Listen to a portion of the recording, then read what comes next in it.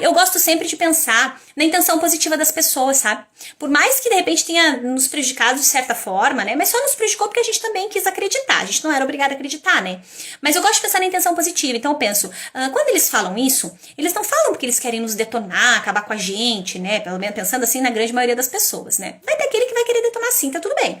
Mas a grande maioria das pessoas não. Elas falam isso muito mais no intuito de nos proteger. Elas acham que elas estão contribuindo assim, né? Não querem que a gente se frustre e tal. Então elas trazem essas falas e tá tudo bem. Quando a gente começa a acolher a intenção positiva dessas falas das pessoas, o nosso processo fica tão mais gostoso, assim, fica tão mais valoroso.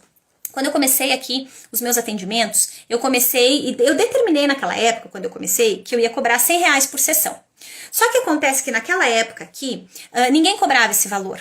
Né? Os psicólogos que atendiam cobravam um valor bem menor, e na época, assim, eu vagamente sei, porque eu nunca fui pesquisar a respeito, mas eu vagamente sei que parece que uma psico cobrava R$80.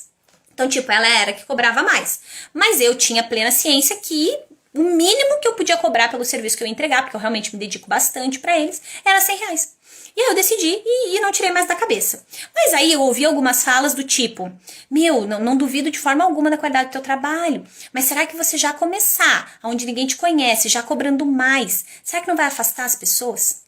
Né? O que eu posso pensar nessa hora? Quer me detonar. Não, mas não é isso. De repente essa pessoa estava realmente preocupada comigo, com medo de eu me frustrar.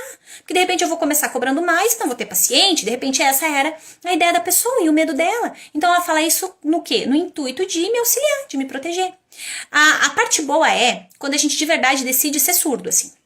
Quando eu tenho um projeto em mente, eu conscientemente decido ser surda.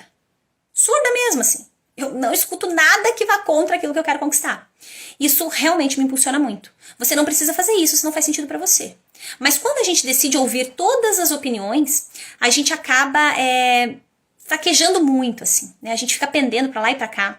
Então eu coloquei na cabeça que eu ia montar o consultório, dane-se. Eu vou montar. Eu pensava, no pior cenário, só não vai dar certo. Mas se eu não montar, já não tá dando certo mesmo.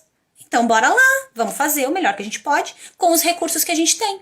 Primeiro a gente começa, depois a gente aperfeiçoa. Esse é o caminho, tá? E assim as coisas começaram realmente a prosperar.